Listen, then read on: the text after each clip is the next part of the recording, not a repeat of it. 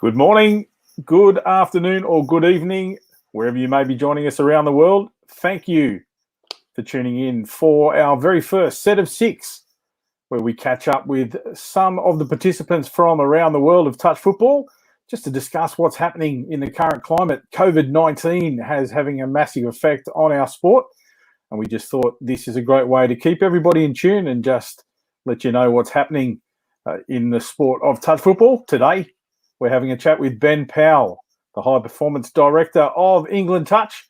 Ben, thanks for joining us, mate. Thanks, Adam. Thank you. So, the COVID-19 having a massive impact around the world. Just, I guess, generally speaking, how has it impacted there in England and the UK? Yeah, so on a kind of general level, we're on our 39th day of lockdown. And still counting.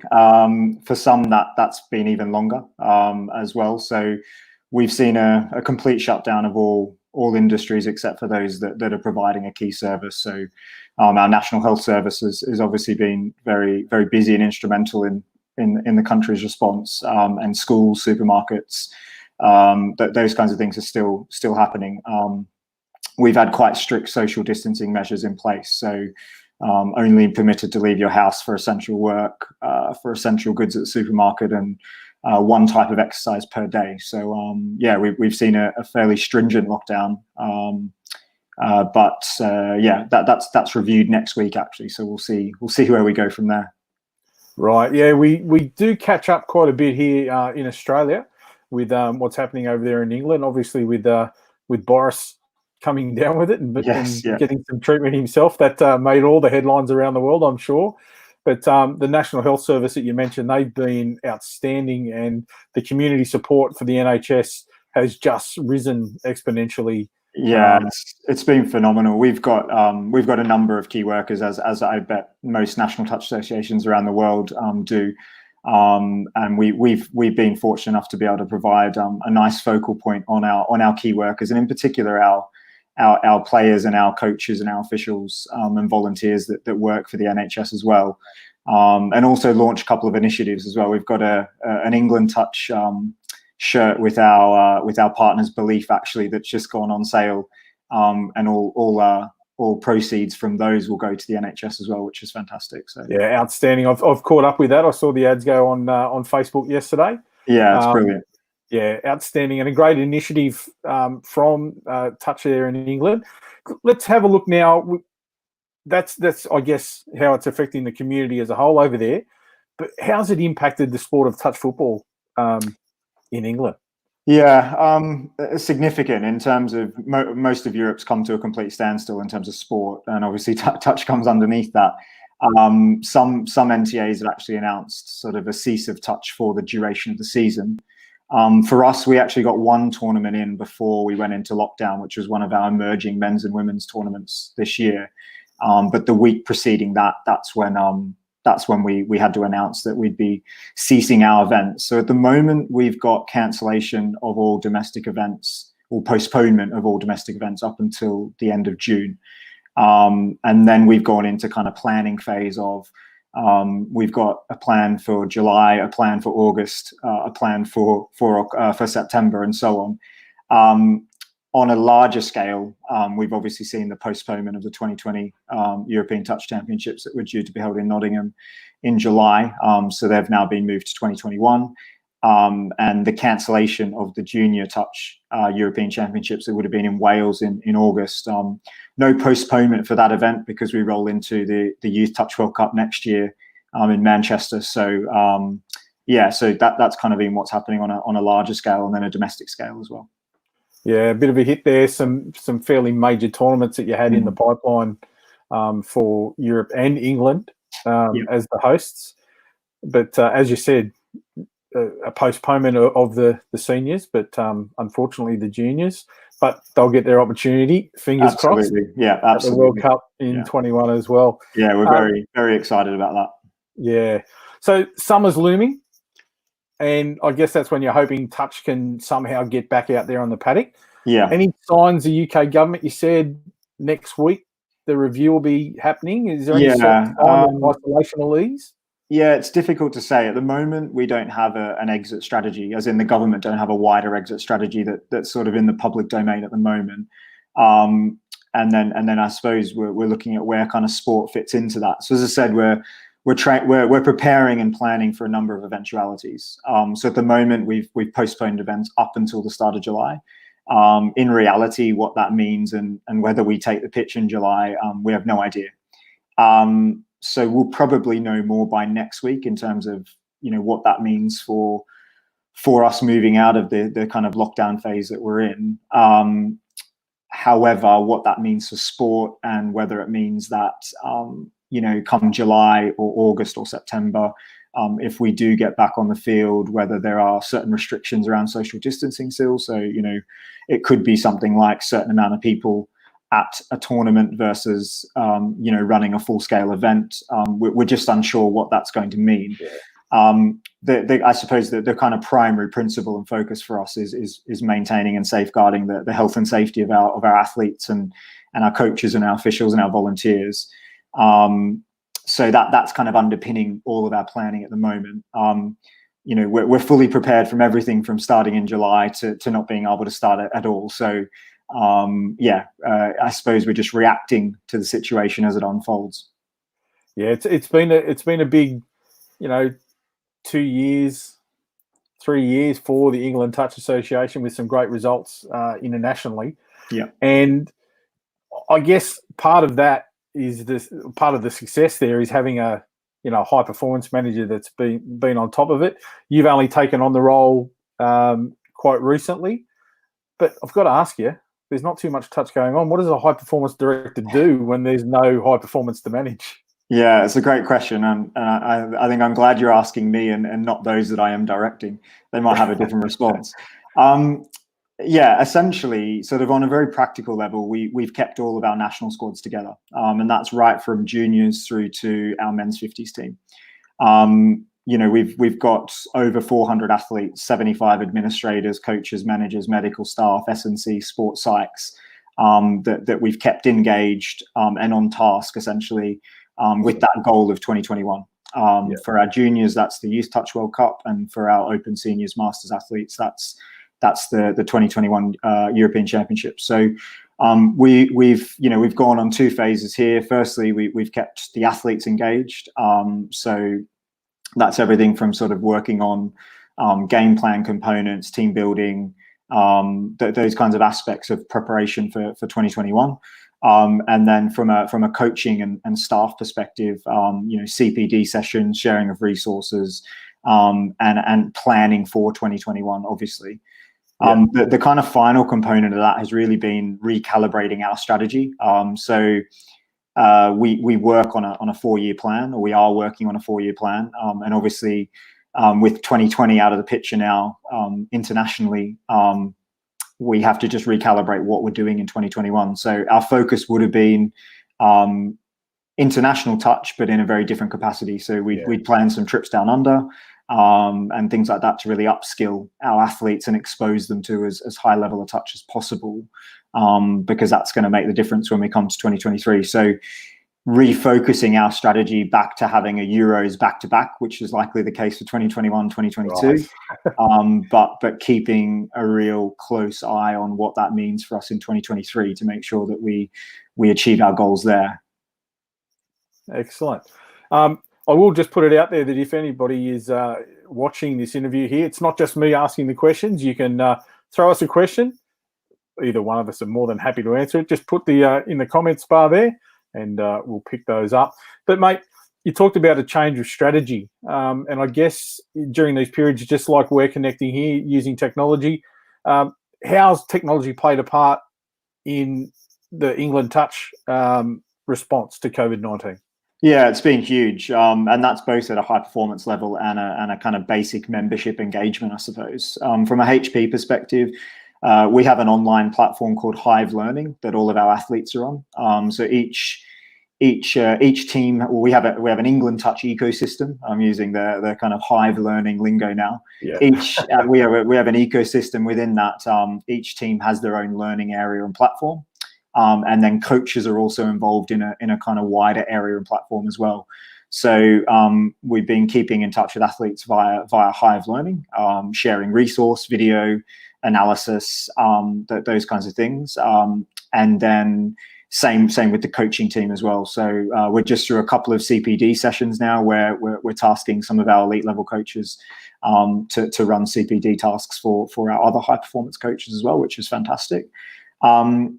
And then in a wider membership kind of perspective, we've had a lot of engagement and still a lot planned over the next 4 weeks. So we've taken our coaching courses online, which is fantastic. So we've run 2 level 1 coaching courses now via a digital platform, which has been really successful. And we've piloted a level 1 referee course via a digital platform as well, which again was very successful. And we've this evening we'll be launching our CPD initiative for our wider members. So we've got 12 different CPD sessions and workshops that we're offering via a digital platform for our members and non-members actually. So there are an hour-long workshops which people can access and jump online. They'll be interactive, and we're just looking to upskill the kind of wider touch community, which we don't always have a chance to do. So we've sort of looked at the positives and made sure that we're trying to prioritize and maintain as much membership engagement as we can, because people are missing being out there on the field at the moment as well. So yeah, we've definitely taken things as digital as possible.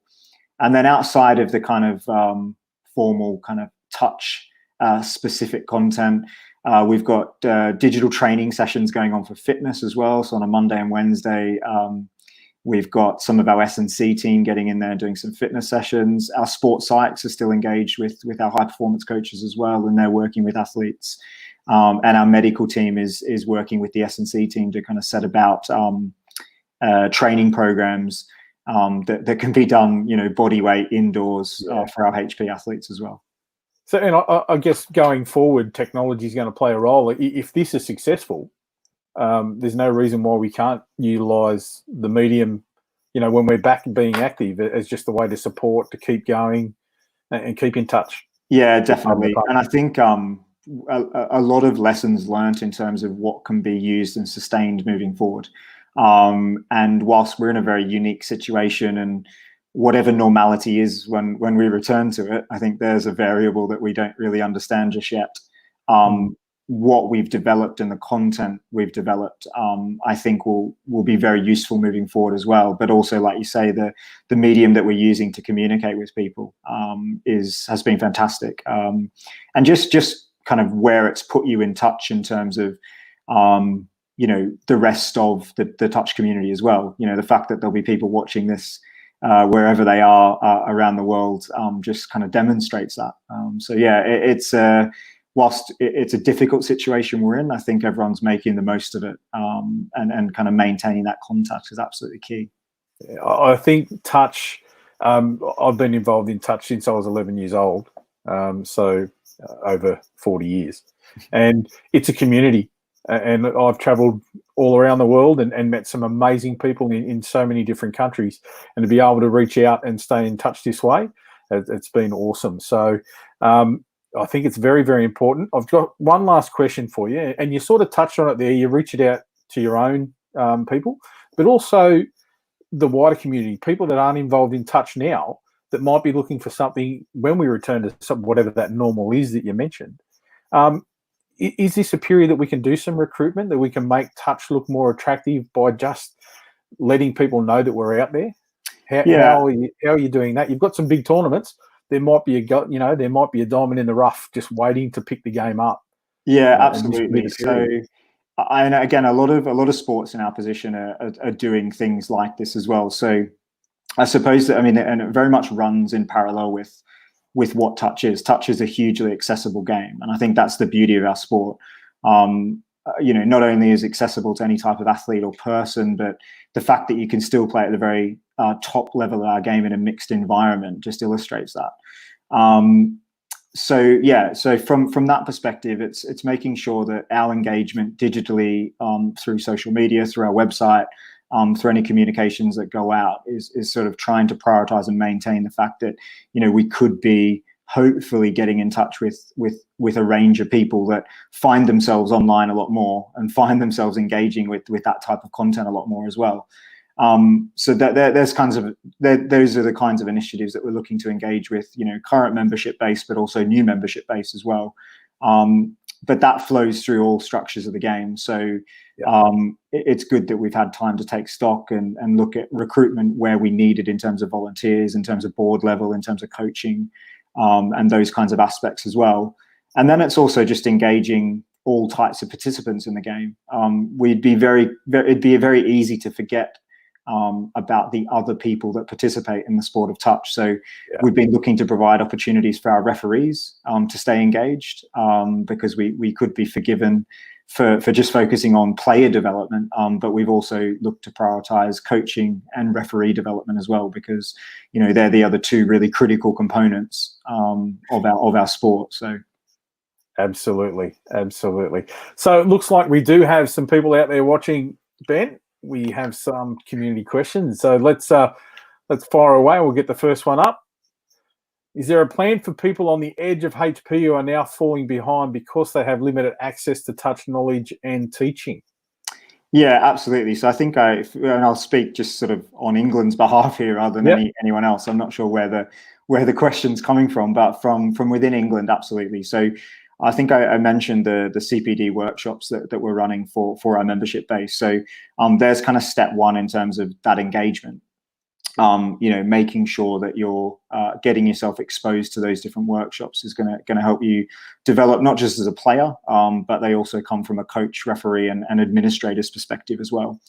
And then phase two of that very much is how the season unfolds.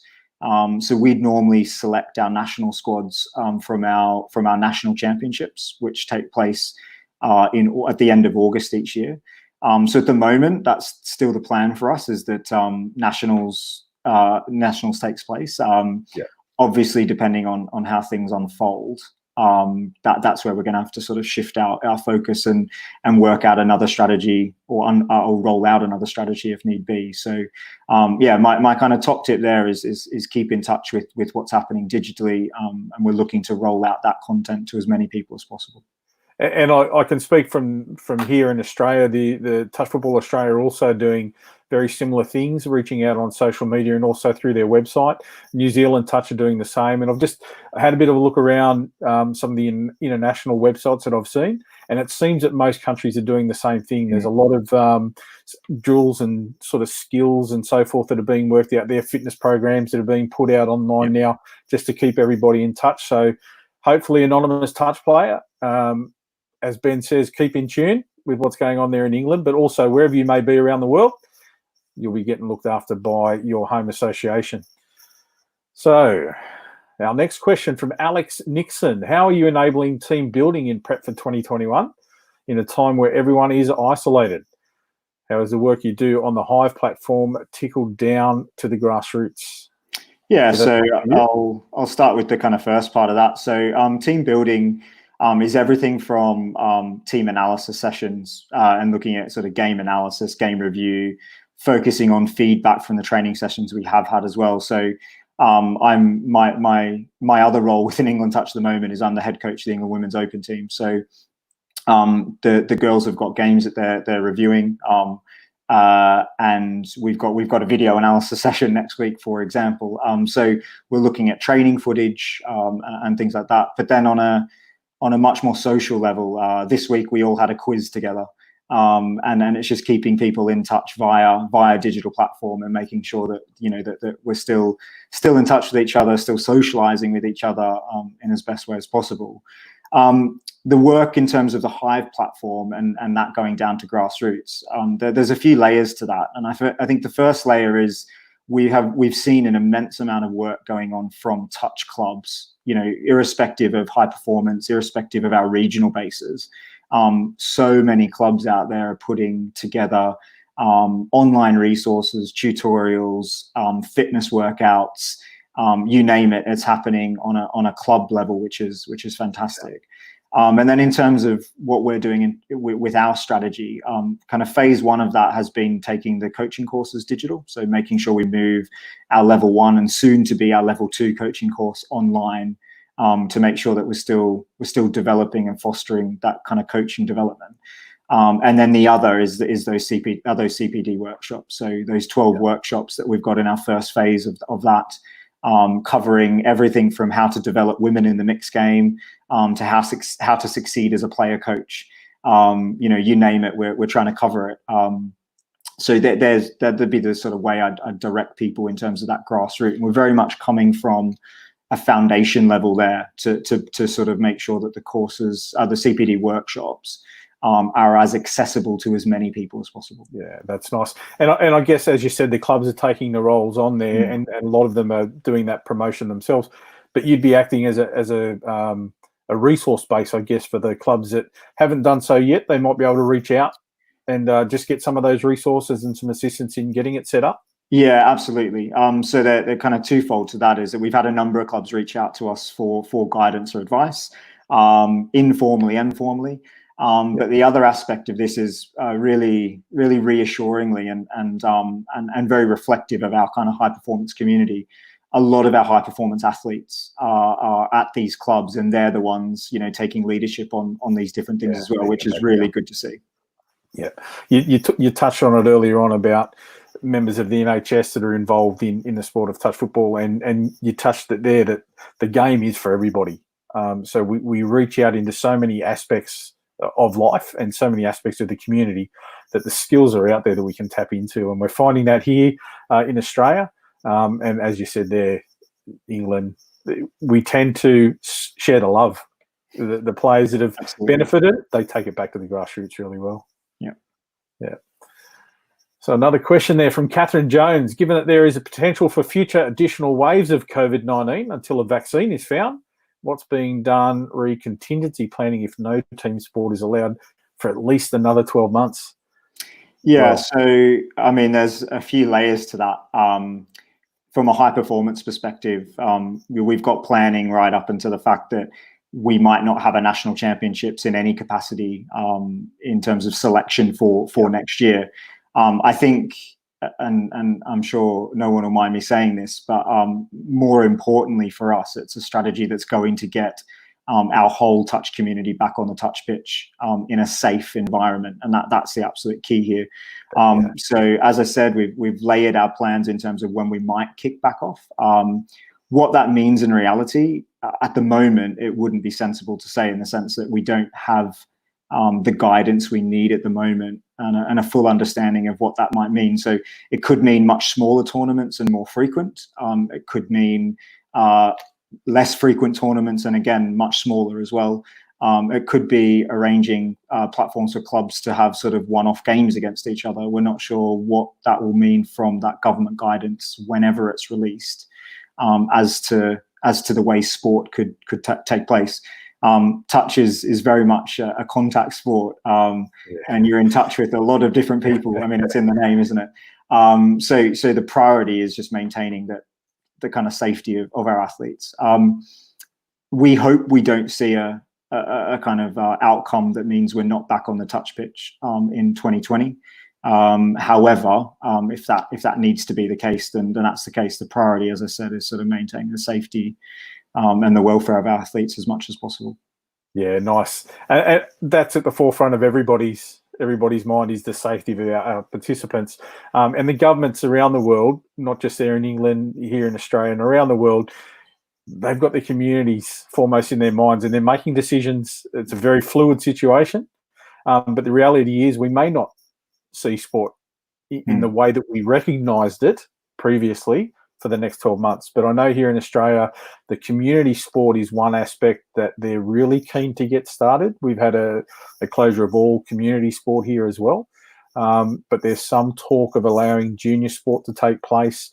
Our National Rugby League program is starting to ramp up. Our AFL programs are starting to suggest playing in front of empty crowds. Players living in hubs and going back in isolation in preparation for next week's matches. So there's a lot of different situations going on, and it'll be interesting. So we're going to have one last question come in, and we'll see how we go. Any hints on where and when World Cup 2023? When will it be announced? Gino, I'd love to give you the scoop here, mate, but there's been a lot of talk about the USA, but I can tell you nothing is written in stone. Absolutely not. The bids are out there. Not sure when we're going to market as far as, but I know there are a lot of countries that are putting their platforms together, but I can guarantee you the USA has not been given the 2023 World Cup. The bids aren't even out yet. So watch this space. We'll put something out later this year, but obviously the way we're talking here about when we're going to be back on the touch fields, it's an unknown quantity. So we'll work with our members and we'll make sure that everybody's told when the bids go out.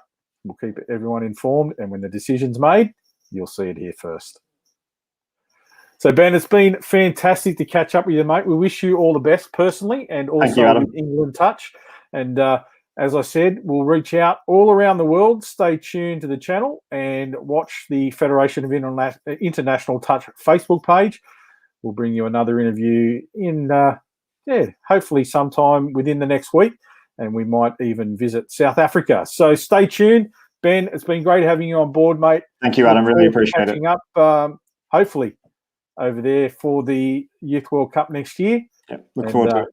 Thanks again, mate. Thank you very much. So everybody out there, thanks for watching. Bye for now.